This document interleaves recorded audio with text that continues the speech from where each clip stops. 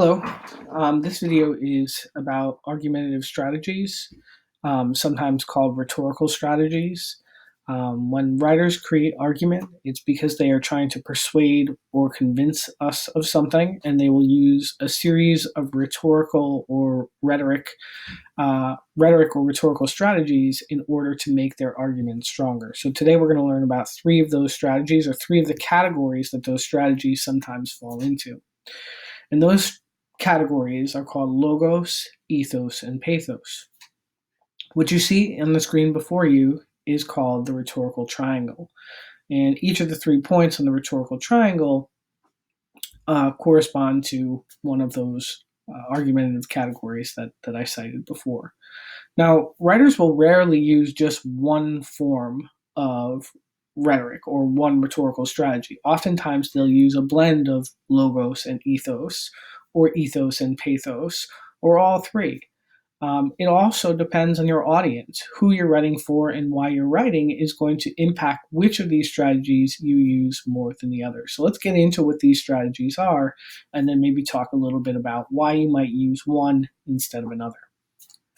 So the first rhetorical strategy is called logos. Logos means using logic, reason, fact, or statistical proof to make an argument. So these kinds of arguments are most often supported by perhaps numbers or case studies or, as I mentioned, statistics, facts, things that can be proven. Ethos is a rhetorical strategy that depends on the credibility or reputation of someone else. So, an argument that uses a lot of ethos in order to support itself may spend time developing personal branding. For example, the writer may spend some time talking up their credentials or why it is that they are a trustworthy source to be speaking on a topic. So, for instance, if you are a person who is doing a lot of writing about asthma and you're not a doctor, you would spend some time in your essay maybe talking about your own personal experience with asthma, which would then explain why you are somebody who has the credibility to speak on this topic. Ethos also often uses a lot of quotations, right? Cites sources from people who are credentialed or who are people who are experts in their field. So, for instance, if I was writing about that Americans should use less fossil fuel, I might cite some expert scientists in order to explain why it is that the use of fossil fuels has a negative impact on human society and the environment. The last rhetorical strategy is called pathos, and pathos refers to an emotional appeal. This is when we try to tug on our readers' heartstrings and get them to have an emotional connection that leads them to believe what we are trying to argue. And most often in writing, pathos comes in the form of personal anecdotes or stories.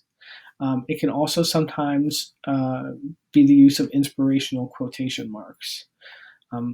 Pathos is a very effective argumentative strategy, but not one that you want to use all by itself. An argument that is only built on emotions will not have the credibility or logic necessary for it to be a whole, well-rounded argument. So let's go ahead and take a look at some examples of ethos, logos, and pathos as they appear in advertising. So what you see on the screen here are some examples of ethos.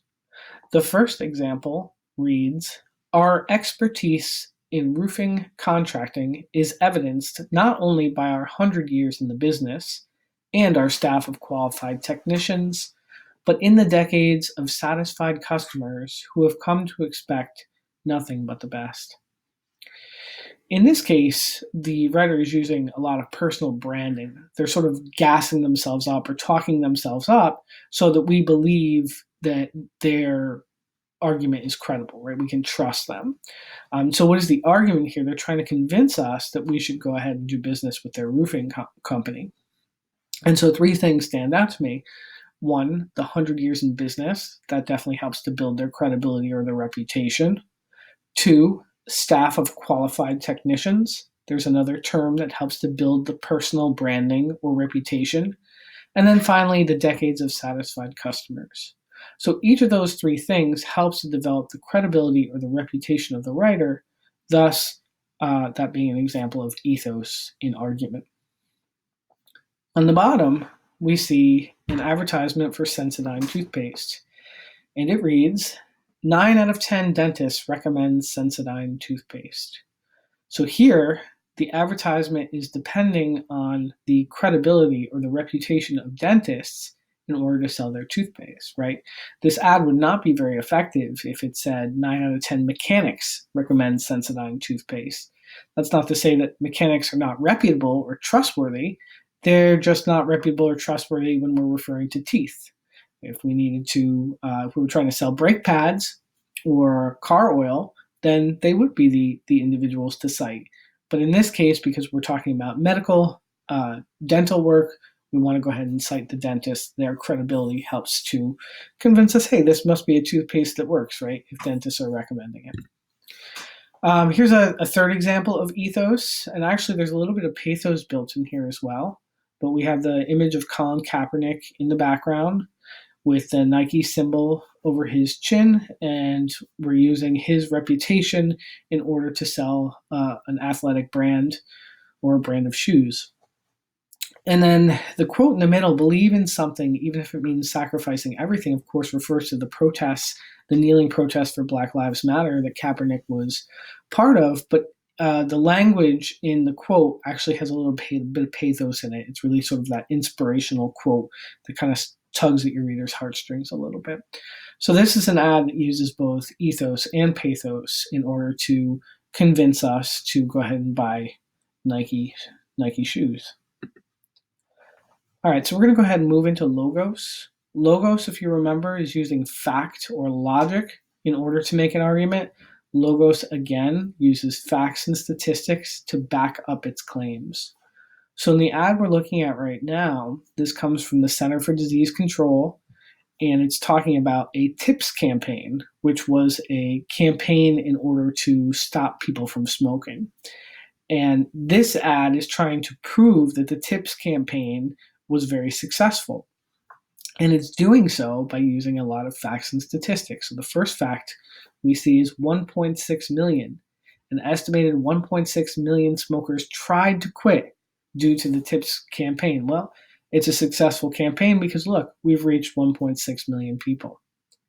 On to the next piece of logos.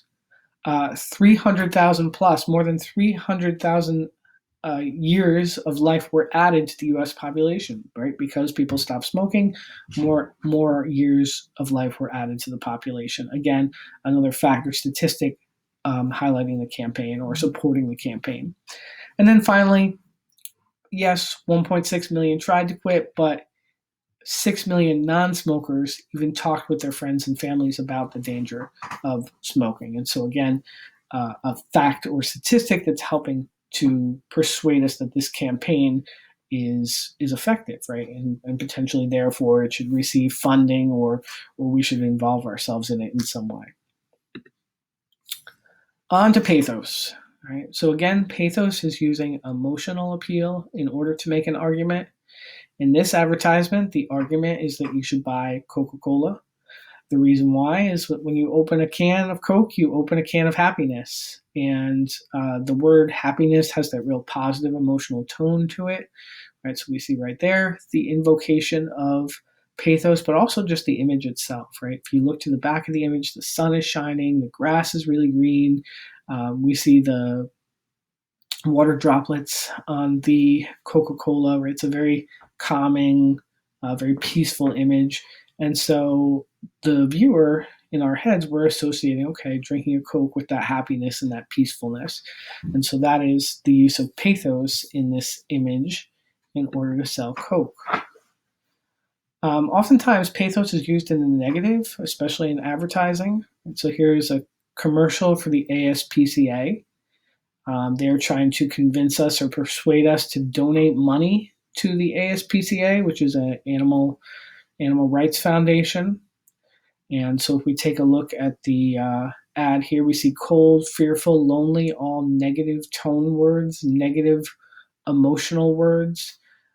Puppy mill dogs need you today, right? And if we zoom in, we can see the image of the dog. His eyes are kind of dark and glassy. He looks sort of sad behind the bar, behind the wire fence there. And so this is the kind of emotion that's supposed to pull on our heartstrings and convince us to, yeah, okay, I'm going to go ahead and send $20 to the ASPCA. That image has used pathos in order to convince us to do so. So again, just to recap, the three argumentative strategies are ethos, pathos, and logos. Other strategies that writers employ fall underneath those categories, but those are the main three, and you can read about them more in your textbook.